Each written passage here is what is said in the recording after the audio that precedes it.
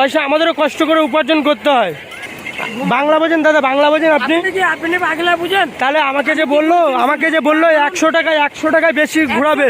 বেশি ঘুরতে পারবে না, ওই যে ল্যাম্পোস্ট আছে না, 6টা ল্যাম্পোস্ট যাবে ঘুরে চলে আসবে। তাহলে 100 টাকাটা কি জলে গেল? আমার 100 টাকাটা কি জলে গেল?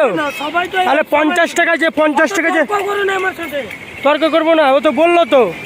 তাহলে আপনি বেশি ঘোরাবেন না তো? আপনি একটু বেশি করে ঘোরাবেন না তো? একটা লম্বা রাউন্ড তো দিয়েছি। লম্বা রাউন্ড দিয়েছেন, বলেছে একটু বেশি ঘোরাতে। সবাই সেম ঘোরায়। ও তো বললো ঠিক আছে 100 টাকা দিচ্ছি, একটু বেশি ঘোরাবেন। আপনি যে এতটা কমে ঘোরালেন কেন?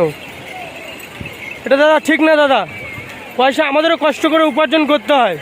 তার মানে এখানে কত রকম ব্যবসা দেখতে পাচ্ছেন। এই যে সেই ভাই, এই যে,